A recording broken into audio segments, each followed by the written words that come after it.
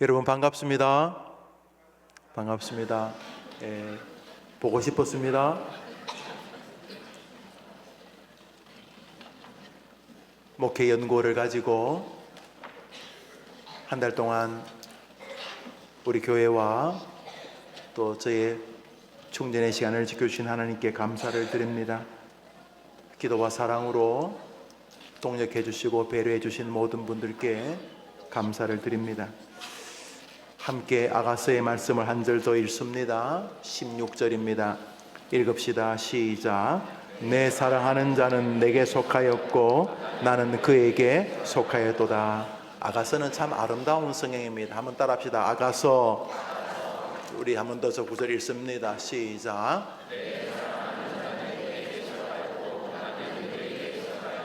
두 사람이 서로 사랑하는데 한 사람만 사랑해요. 한 사람은 싫어해. 한 사람은 사랑하는데 한 사람은 뚱해. 별 관심이 없어. 그런 게 아니고 두 사람이 있는데 내 사랑하는 자는 나에게 속하였고 또 나는 그에게 속하였다 하니까 두 사람 마음 안에 서로가 있어. 너무너무 사랑하는 사이, 너무너무 사랑하는 사이에 남녀가 있어요.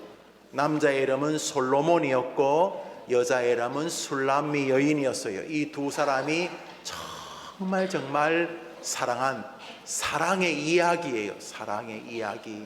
여러분 엄마 아빠들이 다 사랑해서 결혼했을 것 아니에요. 죽여버리고 싶어 그래서 결혼하자 이런 사람 없을 것 아니에요. 너 가만 안 놔둘 거야. 널 두드려 패기 위해서 결혼할 거야 이런 사람 없을 거예요. 사랑하니까 결혼했을 것 아니에요. 그런데 저 두 사람도 정말 사랑하고 있어요. 그래서 아가서는 한번 따라합시다. 사랑의 이야기. 아가서는 뭐라고요? 아가서는 그런 면에서 참 아름다운 내용으로 이루어진 성경입니다. 그런데 여러분, 성경이라면 성경 안에 하나님, 예수님, 믿음, 교회 뭐 이런 말이 있어야 될 것 아니에요. 아가서에는 그런 말이 하나도 없어. 하나님도 없고 예수님, 성령님 없어. 교회, 믿음 이런 말도 없어. 아가서에는 하나님이란 말이 한마디도 안 나와. 그런데 어떻게 성경이 되었어요? 아가서는 남자와 여자 솔로몬과 술람미 여인이 사랑하는 두 사람의 연애 이야기인데, 연애 이야기. 자기 나 좋아해, 나 당신 사랑해, 당신 없는 세상은 않고 없는 찐빵이야 이러면서 뭐 서로 사랑하는 이 남녀의 사랑의 이야기인데 이게 왜 성경이 되었어요? 교회도 예수님도 하나님도 믿음도 이런 말이 한마디도 안 나오는데 어떻게 이게 66권 성경이 되었어요?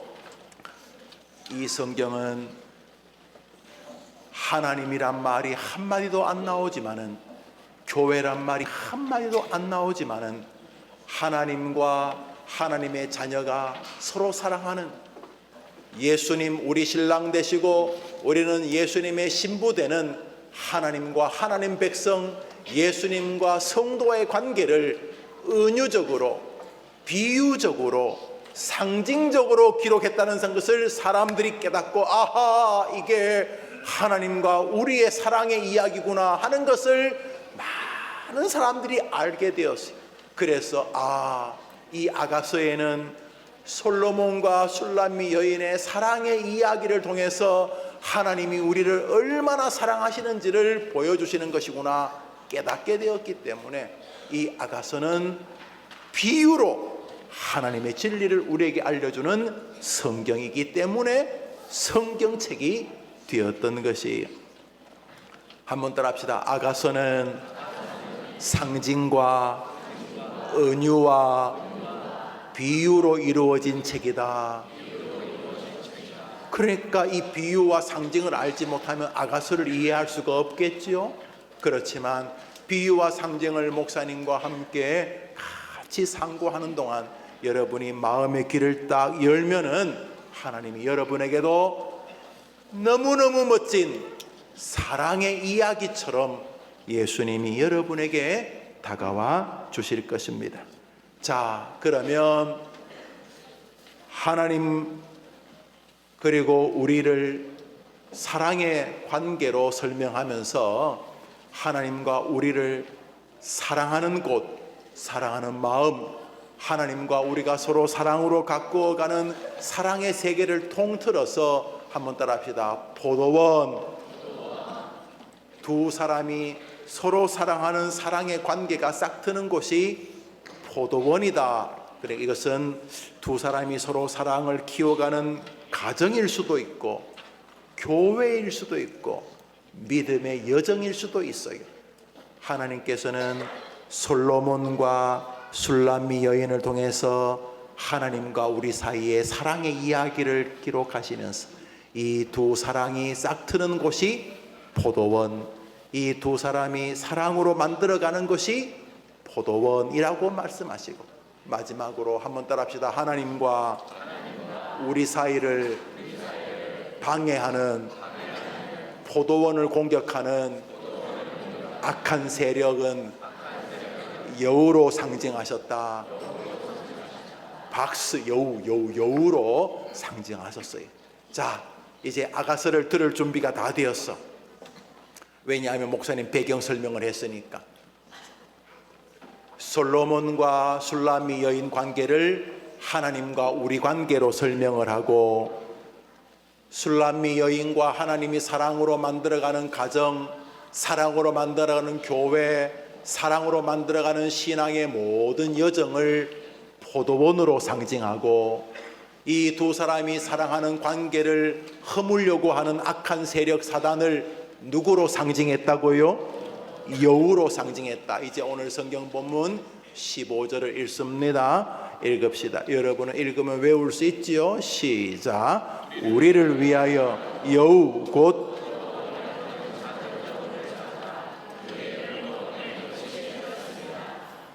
노란 글씨만 읽어볼까요? 시작. 포도원의 아름다운 포도가 싹을 피우고 꽃을 피우고 열매를 맺어야 되는데, 포도원을 헐어서 포도원을 뿌리째 뽑아 포도가 열매를 맺지 못하고 포도가 죽게 만들어서 포도원을 엉망으로 만드는 것이 여우다. 그래서 그 여우를 어떻게 하라고요? 잡으라. 여우를 잡으라, 이렇게 말하고 있어요. 믿음의 세계에서 하나님과 우리 사이의 사랑의 관계가 허물어지면 여우가 주인이 되어 교회가 하나님과 성도가 사랑하고 성도와 성도끼리 사랑하면 하나님이 주인 되지만, 교회가 하나님과 성도 사이가 은혜가 되지 않고 성도와 성도끼리 사랑하지 않으면 교회는 누가 주인이 될까요? 여우가 주인이 돼요. 여우가. 성경 말씀 읽습니다. 애가 쏩니다.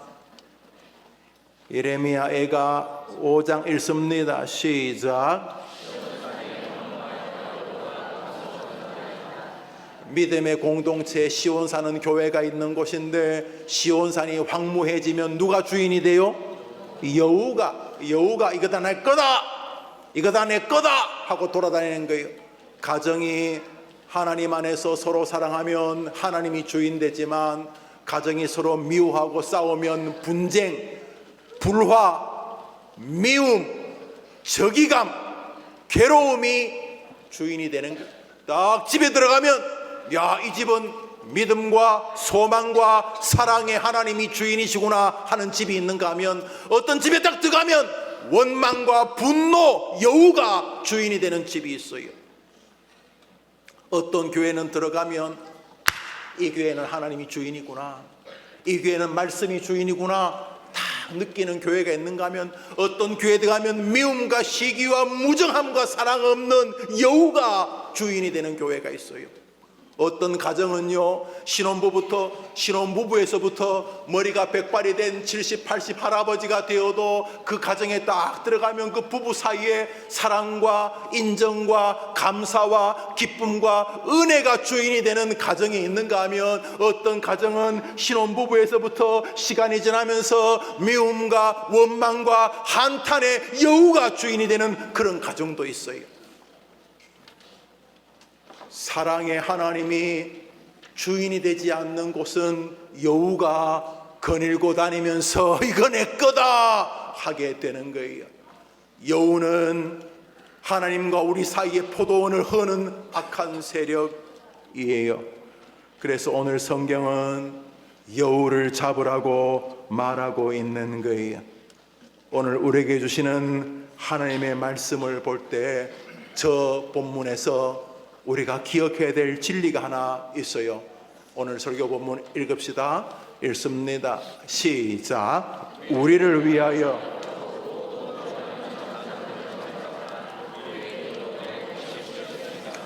한 번만 더 읽고 이제 외우는 거 도전해 보겠습니다. 외우는 거 시작. 우리를 위하여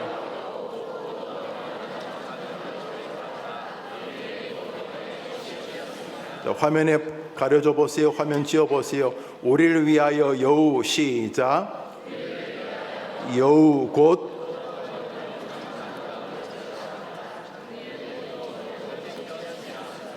아가서 2장 15절 다시 보여주세요. 시작.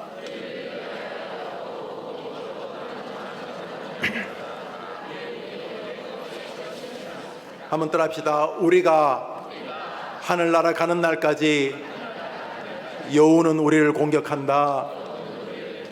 그 첫 번째 여우 공격은 여러분이 선택할 수 없어. 에덴 동산에서부터 그 여우는 우리를 공격하기 때문에 여러분이 초등학교 다녀도 공격하고 여러분이 목사님 나이처럼 60이 돼도 공격하고 여러분이 죽는 그날까지 여우는 여러분을 공격할 거예요. 막을 수 없어. 그런데 오늘 본문에 우리가 주의할 수 있는 게 하나가 있어. 여우가 공격하는 시기야. 그 시기를 중요하게 잘 보면 돼. 여우가 언제 공격할까요? 노란 글씨만 읽어봅시다. 시작. 여우가 언제 공격해요? 포도원에? 언제? 여우가 바보가 아니야. 여우가 열매가 다 맺어가지고 나무가 든든하고 여우가 아무리 굴을 팔라 그래도 뿌리가 깊이 내린 시절은 공격 못해. 여우는 언제 공격하느냐? 포도원에 꽃이 피는 시기를 딱 보는 거예요. 여러분 그런 말 들어봤어요? 야, 너 얼굴 훤하다. 아주 그냥 꽃이 폈네. 이런 말이요. 잘 되었다 이런 뜻이에요. 우리가 살다 보면은 사람들이 야, 너 왜 그래? 다 풀이 죽었어. 꽃이 시들었단 말이에요. 꽃이 활짝 피지 않았단 말이에요. 반대로 야, 좋은 일 있나 보다. 야, 너 좋은 일 있나 봐. 아주 그냥 얼굴이 활짝 폈네. 활짝 폈다는 말은 꽃을 상징하는 거예요. 환하다는 거예요. 우리 인생에 언제가 꽃필 때요? 먼저 잘 될 때. 사람들이 우와, 야, 너 진짜 잘 된다.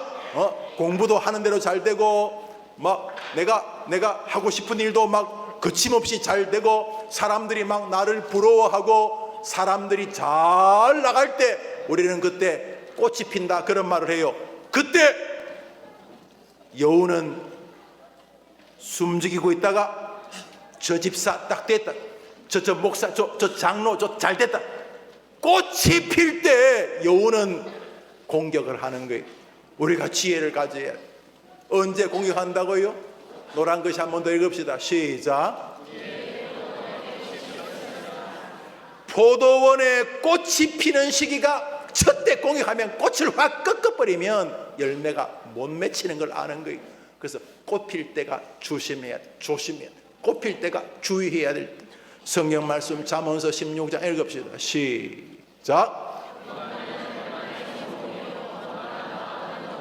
사람은 꽃 필 때 교만하기 쉬워. 아이 괜찮은 성도님인데 목사님 이 나이까지 교회 다니면서 많이 봤어. 아이 참 괜찮은 분인데 아이 정말 괜찮은 분인데 그 목사님 안 돼. 그분 장로님 안 됐어야 되는데 아이고 목사님 살면서 진짜 많이 봤어. 아이고 저 사람 돈을 좀 덜 벌었어야 되는데 아이고 저 사람 저 자리 저 높은 자리 아이고 저 사람 안 갔어야 되는데 교만해져 버렸어.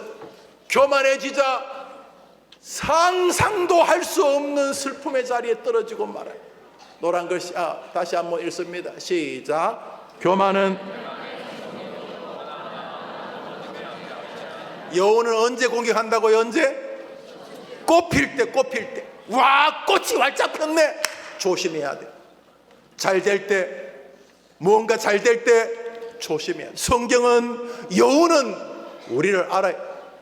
여우는 꽃필 때를 탁 주면, 목사님 잘 될 때만 피하면 되래. 아니, 목사님 살아보니까 어려운 시절 많이 힘들고 몸도 마음도 아프고 또 돈도 좀 없고 또 가정에 좀 슬픈 일이 생기고 어려운 일, 그 어려울 때가 되돌아보면 꽃필 때 그 어려운 시절에 자기를 돌아보고 어려운 시절에 겸손하고 어려운 시절에 하나님께 눈물 흘리고 어렵기 때문에 하나님 좀 살려주세요 하고 정직하게 기도하니까 그 어려운 시절이 돌아보니까 인생의 꽃필 때에서 꽃필 때. 우리 성경 말씀 읽습니다. 시편 119편입니다. 여러분 읽으면 외운다고 목사님 말하잖아. 목사님 지금 설교하는 거 다 여러분 때 들었던 것들이야. 목사님 여러분 다 교회 다녔거든. 여러분 때 들었던 설교가 지금 성경이, 특히 읽었고 외웠던 성경이 지금 목사님을 이렇게 이끌고 있는 거야. 여러분 지금 성경을 읽는 건 너무너무 여러분이 생각하는 것보다 힘이 너무 세. 주의 말씀은 살았고 운동력 있기 때문에 믿어봐도 돼. 자, 여러분은 약간만 주의하면 그냥 외워. 뭐 외우는 게 아니라 핸드폰으로 탁 찍는 것처럼 머릿속에 저게 팍 박혀버려. 그러니까 외우자고. 자, 읽습니다. 시편 119편 71절 고난 시작.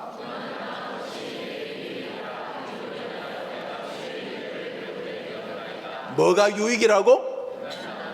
고난당하는 것이 그때는 싫지. 누가 좋겠어. 고난을 누가 좋아해. 안 좋지. 그런데 돌아보니까 야, 그때 내가 하나님 앞에 꺾였던 게 그게 행복이다. 그때 내가 어려웠기 때문에 비로소 가난한 사람 심정도 알고 내가 그렇게 어려워봤기 때문에 그 어려운 사람 마음도 내가 알게 된 거지. 아이고 고맙습니다. 인생이 잘 될 때만 꽃피는 시절이 아니고 사실은 사람이 어려울 때가 하나님 보실 때는 꽃필 때야. 바로 그때도 사단이 끼어들어. 왜? 어려움이 올 때 이렇게 하나님께 기도하고 하나님께 회개하고 하나님께 도움을 구하면 꽃이 피는데, 아이고 아니야. 어려움이 왔다고 울고 짜고 원망하고 교회 안 나오고 불평하고. 여우가 꽃피는 시절을 공격하는 것은 변함없어. 그래서 인생이 잘 된다고 할 때도 꽃피는 시절이지만 인생의 힘든 시절도 꽃피는 시절이야. 그때도 사단이 공격해가지고 멀쩡한 사람이 나 교회 안 나가, 하나님이 계시면 나를 이렇게 하겠어 뭐 이러면서 그냥 인생의 진짜 꽃피는 시절인데, 그 고난당하는 시절이 진짜 꽃피는 시절인데 그만 망해버리는 사람들이 있어. 너무너무 슬픈 일이야. 한번 따라합시다. 꽃피는 시절에 여우가 공격한다. 그러니까 우리는 늘 잘 될 때나 어려울 때나 여우의 공격을 기억해야 돼. 알지? 여우 사단을 상징하는 거예요. 상징하는 거. 솔로몬 하나님과 술라미 여인 우리가 서로 사랑하는 것을 방해하는 여우 사단을 상징하는 거예요. 그런데 사단은 꽃필 때를 기다려. 꽃필 때, 우리 마음에 꽃필 때, 그때가 교만이나 낙심으로 무너뜨리기 쉬울 때이니 사단은 아는 거예요. 조심해야 돼. 조심해야 돼. 그런데 오늘 목사님이 설교하려는 것은 그 꽃 피던 시절이 아니고 바로 이 꽃 피는 시절을 말하는 거예요. 목사님이 여러분 말할 때 어린이 주일이라고 안 했어. 뭐라고 불렀을까? 5월 첫 주일을 꽃주일. 꽃주일 어떻게 알아요? 아니 너희들이 어떻게 아니 그거를? 목사님이 내 설교했지. 목사님이 여러분 말할 때 어린이 주일이라고 부르지 않고 무슨 주일이라고 그랬다고? 꽃주일. 꽃주일. 어린이들이 꽃가기 때문에. 여러분 사과꽃 본 사람 손 들어봐요. 사과꽃. 사과꽃. 오케이. 복숭아꽃 본 사람 손 들어봐요. 오케이. 꽃하고 담을 쌓고 사는구나. 자, 그러면 우리 뒤에 어른들 호박꽃 본 사람. 호박꽃. 오케이. 물어볼게요. 호박은 어디에 맺혀요? 꽃이 핀 바로 그 자리에 열매는, 꽃이 딱 떨어지는 그 자리, 꽃이 핀 자리에 열매가 맺어요. 그래서 꽃 필 때 바람이 크게 불면 농사 다 망한 거예요. 꽃주일이 뭐냐? 아직 열매는 아니지만 꽃핀 자리에 열매가 맺히기 때문에 그 꽃들은, 우리 주일학교 어린이들, 이 대한민국의 꽃들은 하나님께서 지켜주시기를 바란다. 그래서 어린이 주일을 꽃주일이라고 불렀어요. 한번 따라 합시다. 포도원을 허는 여우를 잡으라. 포도원에 꽃이 피었습니다. 마귀는 우리 인생 가운데 어떤 시절에 가장 많이 공격할까요? 여러분, 초등학생 여러분, 중학생 여러분, 바로 여러분들을 저 뒤에 있는 엄마 아빠보다 100배쯤 더 공격해요. 왜? 성경에 써놨기 때문에. 여우는 꽃 피는 시절을 공격해요. 언제? 꽃주일의 주인공 여러분, 그 여러분들을 공격하는 못된 여우 중에 한 마리가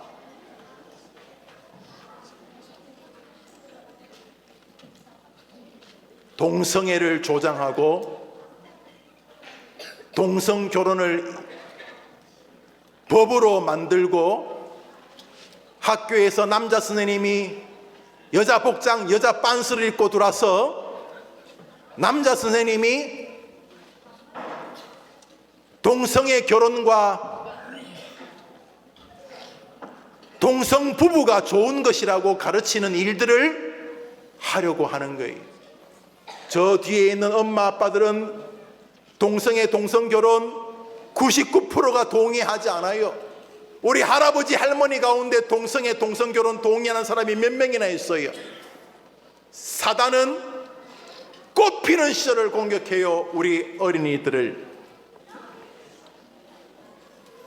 여우는 우리 시대에 온갖 더러움과 악함으로 우리 꽃들과 같은 어린이들을 공격하지만, 최근에 여러분들을 공격하는 전 세계적인 여우의 이름이 있는데 바로 차별금지법이라고 하는 이름이 전 세계 선진국에 다 이 이름과 흡사한 법들이 제정되고 있어요. 그리고 너무너무 고통을 가정들이 겪고 있어요. 일명 포괄적 차별금지법이라는 법이, 오늘 설교 제목을 읽습니다. 오늘 설교 제목을 읽습니다. 시작. 성경과 다음 세대를 겨냥한 악한 여우, 포괄적 차별금지법을 반대합니다. 목사님은 특정한 법률을 설교 제목으로 써본 적이 없어요. 32년 목회 동안. 그래서 오늘이 유일할 것이라고 생각을 해요. 이렇도록 설교 제목에 이 법의 문제점을 기록하는 것은 이 악법이 꽃들인 우리 어린이들과 다음 세대를 향해 있기 때문입니다. 목사님, 차별 금지하는 거 좋은 거 아니에요? 좋은 거지요. 목사님도 차별을 금지하는 거 동의해요. 사람이 남자라 여자기 때문에 차별받거나 몸이 건강하거나 장애가 입었기 때문에 차별받으면 되겠어요? 안 되지요. 피부색이 희냐 누러냐 검은 것 때문에 차별을 받으면 되겠어요? 키가 크냐 키가 작으냐 때문에 차별을 받으면 되겠어요? 안 되지요. 목사님도 차별을 반대해요.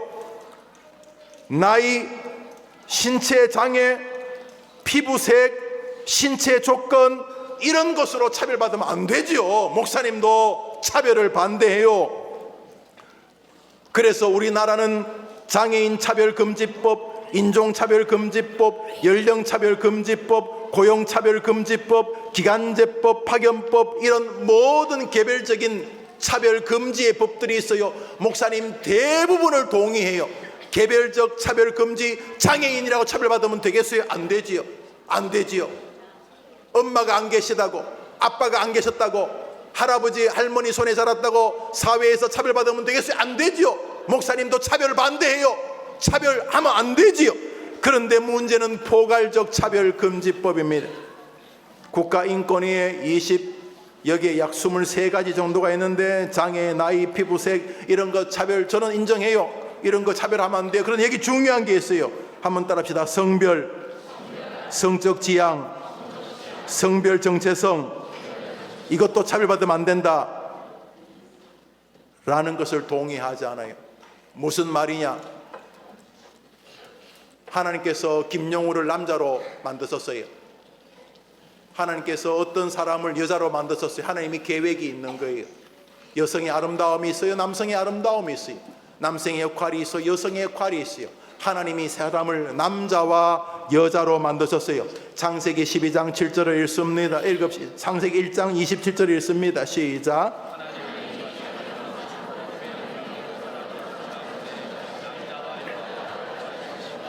하나님이 사람을 두 종류로 만드셨어요. 뭐지요? 누가 만드셨어요?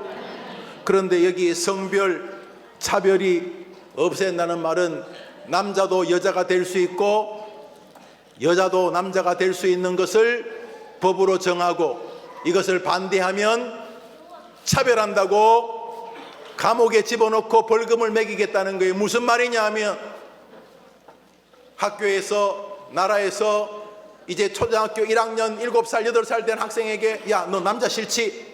남자 싫어요. 엄마가 남자라고 나만 괴롭혀요. 너 여자 만들어줄게. 그래서 호르몬 주사를 놓고 여자로 몸뚱이를 만들려고 하는데 그게 만들어져요. XY, XX 이 염색체는 영원히 안 바뀌어요. 아무리 몸을 변신시키고 남자 여성의 성기를 바꾸어도 하나님이 XXY 여 남자의 몸을 하나님이 만드셨어요. 아무리 머리를 기르고 뭐 유방을 만들고 아무리 해도 껍데기만 그런 거지 하나님이 남자와 여자를 만드셨어요. 그런데 학교에서 나라에서 나 여자 되고 싶어, 나 남자 되고 싶어 하고 이상한 의술을 가지고 뭔가를 할 때 부모가 반대하면 너 왜 차별해? 너 네 자식이 여자 되고 싶다잖아. 너 8살 된 네 딸이 남자 되고 싶다잖아. 부모 너가 왜 차별을 해? 하고 부모의 권리를 박탈하는 것이 차별금지법이에요. 그런 거예요? 왜 차별해? 여자와 남자 성을 내가 정할래. 내가 하나님이 뭔데 하나님 혼자 정해. 뭐 하나님이 남자와 여자를 정해. 나 남자 할래, 나 여자 할래. 왜 하나님 당신만 하나님 하는 거야? 남자 여자 내가 정할래. 아니 그 말이 안 된다. 아들아 그러면 안 된다. 그러면 나라에서 그 아빠에게 아빠의 권리를 박살하는 게 차별금지법이에요. 이것이 포괄적 차별금지법이에요. 멋있어 보이지만 하나님을 조롱하는 법이. 하나님이 남자와 여자를 창조하시고 두 사람이 부부가 되게 하셨어요. 그런데 왜 남자와 여자만 결혼해야 돼? 왜 하나님 뭔데? 하나님 당신이 뭔데 남자와 여자만 결혼하라 그래? 나 싫어. 남자와 남자끼리 결혼할래. 여자와 여자끼리 결혼할래. 이게 성적 지향성이에요. 이것이 자신이 정할 수 있도록 나라가 법을 만들어주는 것에서 부모님이 아들아 절대로 내 며느리는 남자면 안 된다. 여러분 목사님 부인이 남자면 좋겠어요? 여러분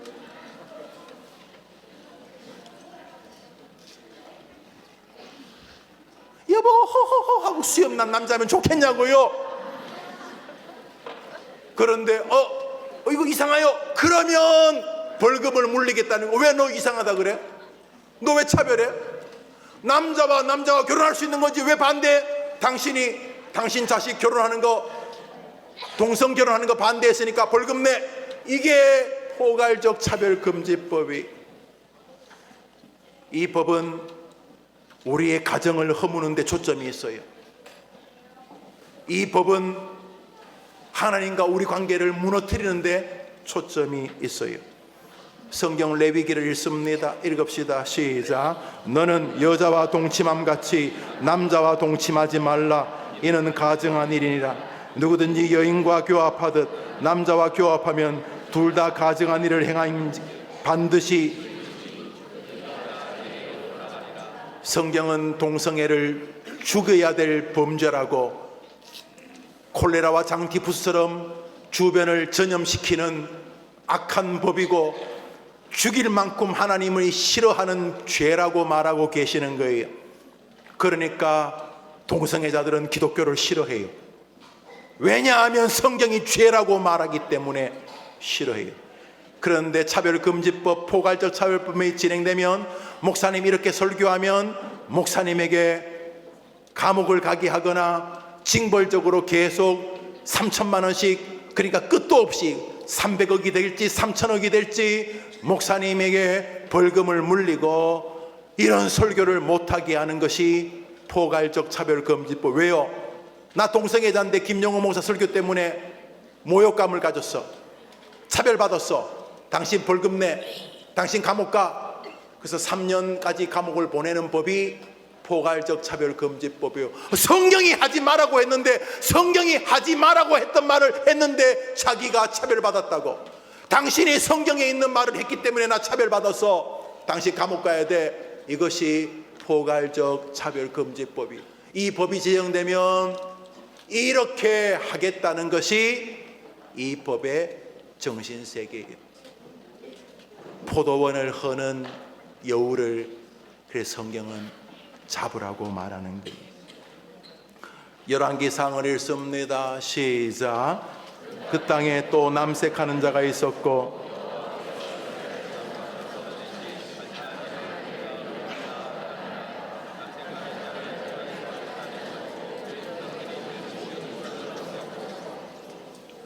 저 남색이라는 말이 남자 창기를 말하는 뜻이기도 하고 동성애자를 뜻하는 말이기도 해요. 성경은 동성애에 대해서 저주하고 있어요. 왜냐하면 여러분만 망하는 게 아니라 여러분 가족들을 망하게 하기 때문이에요. 보건복지부, 우리나라 보건복지부는 우리나라 기관이죠. 우리나라죠. 정부지요. 보건복지부 2016년에서 2020년 국민건강증진종합계획 4차 발표문 일부분입니다. 국내 에이즈 주요 감염 경로는 남성 동성애이며 우리나라 에이즈의 대부분이 남자 동성애 때문에 벌어지는 일이라고 우리나라 보건복지부에서 발표한 자료를 말하면은 차별받는 거예요. 아, 왜 그런 이야기 해가지고 동성애하는 내 마음을 아프게 해서 당신이 동성애자를 차별하는 말을 했기 때문에 감옥 가 3년 동안 벌금 내. 이것이 차별금지법이라는 거예요. 그것을 만들겠다는 거예요. 특별히 동성애자들이, 동성애 세력이, 악한 여우가 끊임없이 시도하는 것은 바로 어린이 여러분과 교육입니다. 동성애법이 시행된 캐나다 이야기입니다. 온타리오주 자녀 성전환을 반대한 부모님이 있었습니다. 여러분 신문에서 부모님, 아빠 부모님에게 엄마에게 찾아 읽어달라고 하세요. 동일한 사건이니 묶어서 말하겠습니다. 미국 텍사스주 댈러스시에서도 마찬가지입니다. 앞에는 5살, 뒤에는 7살인데 7살 된 아들이 학교에서 호르몬 주사를 맞고 성전환을 시도하려고 하는 것을 아빠가 반대했어요. 잘 봐요, 목사님. 목사님이 지어낸 노래가 이야기가 아니고 지금 벌어진 이야기 하는 거예요. 캐나다 온타리오 주에 있었던 이야기와 미국 텍사스주 댈러스에서 지금 똑같은 사건이어서 목사님이 묶어서 이야기하는 거예요. 앞에는 5살, 뒤에는 7살인데 아빠가 학교에서 남자인데 여자가 되고 싶다고 호르몬 주사 신청을 했는데 아빠가 반대했어. 아, 생각해봐. 목사님 아들이 남자가 여자가 되겠다고, 목사님 딸이 남자가 되겠다고 호르몬 주사 맞고 하면 반대하지. 하나님이 주셨는데. 얘야, 딸아, 아들아, 너는 너무 귀한 사람이다. 하나님이 너를 아들로 딸로 만드셨다. 그런데 학교에서 그 아이가 나 여자 되고 싶어요. 그래, 호르몬 주사부를 몇 개월 맞고 이렇게 하자. 이렇게 주사를 놓으려고 하는 걸 아빠가 반대했는데 결론이 무엇인가? 아빠를 상대로 제기한 소송에서 법원이 아빠의 양육권을 박탈했습니다. 2019년 5년 전의 이야기입니다. 아빠의 권리, 당신은 남자에서 여자 되고 싶어하는 당신 자식의 권리를 박탈했어. 당신은 당신 자녀에게 차별했어. 그래서 아빠에게 법원이 오늘부터 아빠가 이 아이의 아빠가 아니고, 또 한 가지는 아빠가 아들을 부를 때 아들, son, 그 he, 남자를 말하는 단어를 쓰지 못하도록 했어. 그리고 더 무서운 일이 뭔 줄 알아요? 아빠에게 트랜스젠더리즘에 대한 강의를 당신은 동성애를 사랑하는 교육을 받아야 돼. 법원에서 이렇게 만들었어요. 법이 만들어진 결과예요. 목사님이 안식월 기간 동안 목회 연구에 공부하면서 보니까 세상에 5살짜리 아빠가 비슷한 일을 반대했는데 지역 카운티에서, 지역에서 그 법원에서 아버지를 감옥에 넣어서 동성애를 반대한다는 이유로, 자기 자식인데. 지금 이것이 동성애법, 차별금지법이 시행된 나라에서 벌어지는 일이에요. 차별금지법이 제정된 이유를 생각해 봅시다. 기독교 교육기관에서도 모든 유치원과 학교에서 동성애 제3의 성을 포용하도록 모든 정관과 교육 프로그램을 변경해야 됩니다. 실제로 미국 매사추세츠 모든 교육과정에는 어린 초등학생들에게 동성 성행위를 영상으로 가르쳐주고 이렇게 하는 것이라고 보여주는 교육을 필수적으로 이수해야 합니다. 지금 벌어지고 있는 일입니다.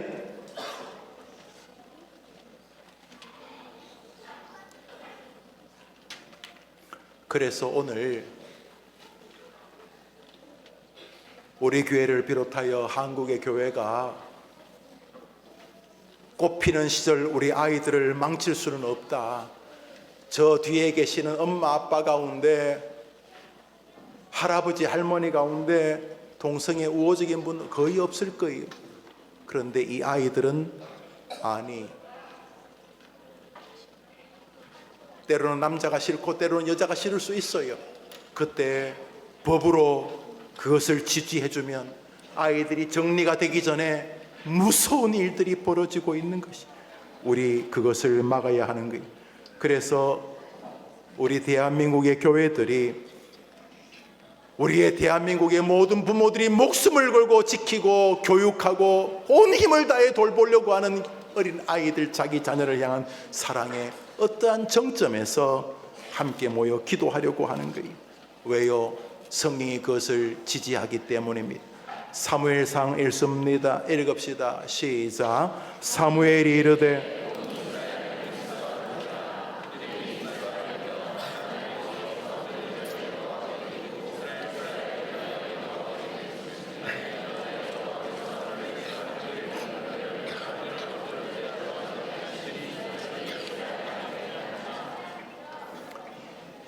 미스바에 모여서 하나님께 회개하고 하나님께 기도할 때 하나님이 불가능한 방법이지만 하늘의 우레를 보내셔서 천둥과 번개로 블레셋을 무찔러 준 장면이 있습니다. 한번 따라해 봅시다. 온 이스라엘은 미스바로 모이라. 우린 거기서 기도하려고 합니다. 거기서 예배하려고 합니다. 평소에는 교회당에서 예배하지만 오늘은 너무나 다급해서, 왜냐하면 이 법이 국회에 벌써 계류된 지가 여러 해입니다. 평등법, 차별금지법, 건강가정기본법 이름을 바꿔가면서 계속 이 법을 만들려고 합니다. 도저히 이해할 수가 없는데 왜 자기 아들, 자기 손자, 손녀가 그러려면 좋겠어요. 그런데 왜 국회의원들이 이걸 만들려는지 이해할 수가 없지만은 그 밑바닥에 영적인 힘이 있습니다. 하나님과 우리 사이를, 기독교를, 성경을 말살하고 신앙을 조롱하려고 하는 법입니다. 아이 목사님 너무 과장된 거예요. 목사님 이 차별금지법이 시행되어도 목사님이 이렇게 설교하는 거 걱정 안 해도 돼요. 동성애 잘못됐다고 설교하는 거 괜찮아요. 그럴까요? 2010년 4월 20일 영국에서 동성애 행위를 죄라고 설교하는 목사님이 고린도전서 6장 9절과 10절을 중심으로 잘못됐다고 설교했는데 감옥에 들어가게 되었어요.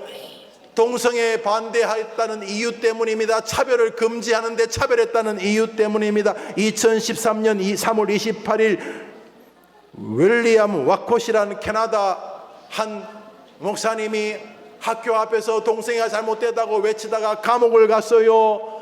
이것은 지금 동성애 법이 시행된 나라의 목사들이 겪는 일입니다. 2003년 스웨덴의 아케 그린 목사는 예배 때 동성애에 대한 동성애는 성경이 금하는 것입니다, 성경에 있는 말 그대로 했는데 동성애자들을 모욕하고 차별했다는 이유로 스웨덴 법원은 아케 그린 목사에게 실형, 감옥에 보내는 실형을 선고했습니다. 동성애 법이, 차별금지법이 시행된 나라의 교회의 목사들이 캐나다, 미국, 스웨덴 다 감옥 갔는데 우리나라가 아니라고요? 거짓말하는 것입니다. 2015년 미국 대법원에서 동성결혼이 합법화되었습니다. 9년 전입니다. 캘리포니아 주에서는 동성애 치료를 골자로 하는 법안이 통과되었고 공립학교에서는 학생들에게 동성애 양성애 트랜스젠더에 대해 의무적으로 가르치는 법안이 통과되었습니다. 캘리포니아주에서 통과된 ARC 99 법안은 어떠한 이유에서든지 동성애가 잘못이라고 상담하면 상담자 의사의 자격을 박탈하는 법이 시행이 되었습니다. 동성애가 좀 문제네요. 그러면 의사 상담사의 자격을 박탈하는 법이 시행이 되었습니다. 이게 얼마나 무서운 법입니까? 여러분, 목사님이 한 두 가지만 더 말할게요. 여러분도 들어보셨을 거예요. 캘리포니아 주 안에 LA가 있어요. LA, 로스앤젤레스, 거기 한국 사람 많이 살아요. LA 한인타운 내에 우리로 말하면 여성 스파, 목욕탕이라고 생각하면 돼요. 우리 남성 목욕탕, 여성 목욕탕이 나눠졌잖아요. 그런데 건강한 신체인 남자죠, 자기가 트랜스젠더라고 말하는 남자가 빨가벗고 여탕으로 들어갔어요. 그런데 막을 수가 없었어요. 왜 못 막았냐? 막으면 차별을 했다고 법원에 고소하면 스파 주인이 엄청난 천문학적인 벌금을 내야 되기 때문에 여성이 다니는, 쉽게 말하면 목욕탕에 남자가 돌아다니는데 그 사람은 성전환 수술도 안 한 사람이었어요. 근데 자기 말로 나는 오늘부터 남자 할래, 나는 오늘부터 여자 할래, 내가 여자라고 내가 성결정권을 내가 가졌어, 내가 성결정권을 가졌는데 나한테 반대하면 차별하는 거야. 이런 것이 포괄적 차별금지법이에요.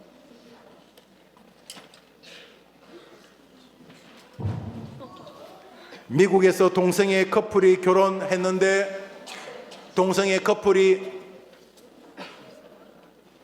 예수님 잘 믿는 제과점 주인에게 동성애 남자가 결혼한 그 케이크를, 여자가 결혼한 케이크를 만들어서 주인이 거부해서 나는 동성 결혼을 지지하지 않습니다. 그랬더니 동성애 부부가 이 제과점 주인을 고소해가지고 이 제과점이 결국 문을 닫았어. 1심, 2심, 3심까지 가서 결국 1심, 2심, 3심에서 결국 무죄는 되었는데 다시 되돌려서 또 고소를 했어. 모욕을 당했다고. 그러니까 지금도 이 법이 제정된 나라들은 너무너무 고통을 당하고 있어요. 미국 뉴멕시코주에서는 레즈비언 커플, 여자가 결혼한 거야. 결혼 사진을 찍어달라는데 이 사람이 기독교인에서 나는 동성 결혼 지지하지 않습니다. 나는 결혼식 사진 찍으러 가지 않겠습니다. 나라에서 벌금을 매겼어. 이제 우리나라도 이런 일이 많아질 거야. 나 동성애 싫다고 말하면 감옥 가거나 벌금을 끝도 없이 징벌적으로 내는 일들이 벌어져요. 그런데 이 모든 배후에 하나님을 조롱하는 정신이 있어. 왜 하나님 당신이 남자 여자를 마음대로 정하냐? 사람이 내가 정할 거야. 에덴 동산에서 사단이 아담과 하와에게 말했어요. 이거 먹어봐, 이 선악과 먹어봐. 그러면 너도 하나님처럼 될 수 있어. 하나님처럼 될 수 있어. 이것이 동성애 안에 흐르고 있는 영적인 정신이에요. 왜 남자 여자를 하나님이 정해? 난 내가 정할래. 나 남자 할래. 나 여자 할래. 호르몬 주사 맞고 나는 제거하고 나는 수술할래. 나는 남자 할래. 백날 해봐야 XXXY 염색체가 달라지지 않아. 천년 만년이 지나도 남자는 남자고 여자는 여자야. 그런데 이렇게 하는 거 싫어. 앞으로 남자 여자란 말 하지마, 엄마 아빠란 말 하지마. 한번 따라합시다. 앞으로 이 법이 실제화되어지면 엄마 아빠는 사라진다. 한번 따라합시다. 부모 1, 부모이. 앞으로 엄마 아빠란 말 쓰면 차별하는 거야. 왜 엄마 아빠란 말 써? 왜 he, she 그런 말 쓰면 안 돼. 이제부터 엄마 아빠 이런 말 쓰면 안 돼. 아빠를 뭐라 그래 불러요? 어이 부모 1 밥 좀 주세요. 어이 부모 2. 이런 일이 벌어지는. 우리나라 에이즈 환자가 증가하고 있어요. 보건복지부에서 에이즈 증가 속도가 위험하다 이렇게 말하고 있어요. 대부분이 다음 세대 젊은이들이에요. 사단이 꽃피는 시절을 공격하기 때문이에요. 설교를 맺습니다. 성경 마지막 구절 읽습니다. 베드로전서 5장입니다. 시작.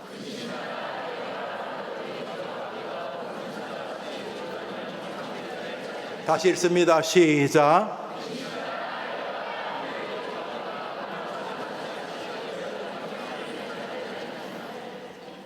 뒤에 계신 부모에게 말합니다. 여러분이 몇십 년 뒤에 하늘나라 가실 겁니다. 그리고 여러분의 자녀들이 이 나라를 이끌 것입니다. 이번 집회에 여러분이 참여해서 아이들과 함께 사진 한 장 찍어 두시죠. 야 기억나니? 아빠 기억나요? 얘들아 기억나니?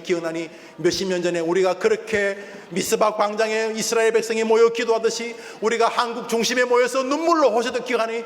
그래서 우리나라는 OECD 회원 가운데 동성애 법이 아직도 만들어지지 않은 나라가 되었단다 이렇게 말할 수 있는 증거 사진을 찍어 놓으시란 말이죠. 그리고 하나님께 기도하세요. 하나님 우리나라를 도와주십시오. 악한 마귀가 우는 사자처럼 우리 아이들을 삼키려고 하는데 하나님 우리나라를 도와주십시오. 학교에서 여장한 남자 선생님이 돌아가지고 동성애를 지지하고 동성 성행위를 강조하고 이런 망할 법이 없도록 우리 꽃피는 우리 아이들을 지켜주십시오. 전 세계의 많은 교회가 우리 기독교를 바라보고 있습니다. 왜냐하면 미국, 영국, 유럽의 많은 교회들의 목회자들과 성도들이 지금 반성합니다. 우리가 너무 방심하였다. 우리가 그 법이 아무것도 아닌 줄 알았는데 우리가 너무 방심하였다 하고 지금 전 세계에 이 동성애 법을 반대하는 기독교인들이 막 일어나고 있습니다. 그리고 그 모든 나라들이 지금 대한민국을 바라보고 있습니다. 왜냐하면 대한민국은 유일하게 그 법을 약 10년간 저지하고 있기 때문입니다. 지금도 미국 안에서, 영국 안에서, 유럽 안에서 이 법을 폐지하거나 이 법을 바꿔야 된다는 그런 운동이 벌어지고 있습니다. 그런데 그 모든 나라가 지금 대한민국 오늘을 주목하고 있습니다. 성경과 우리 어린이들을 허물려는 악한 여우를 잡으라는 말을 우리는 준행하려고 합니다. 한 번 더 합시다. 하나님께서 나를 여자와 남자로 만들어주신 것 감사합니다. 하나님, 저는 하나님 앞에서 남자와 여자가 서로 사랑하여 가정을 이루고 자녀를 낳고 하나님을 섬기는 것이 바른 결혼이라고 믿습니다. 하나님 아버지, 나는 결단코 동성애와 동성결혼을 지지하지 않을 것입니다. 그럴 수 있도록 저에게 믿음을 주시고 우리나라가 나쁜 법을 만들지 않도록 도와주옵소서. 기도합시다. 하나님 아버지, 오늘 오후에 미스바 광장으로 모이는 심정으로 모여서 하나님 우리를 도와달라고, 하나님 우리 한국교회가 너무너무 잘못했었다고, 리더십을 잃었고 교회 교인들이 영향이 없는 사람이 되게 만들었다고 회개하고 하나님의 도움을 구할 때 하나님이 역사해 주시옵소서. 예수님의 이름으로 기도합니다. 아멘.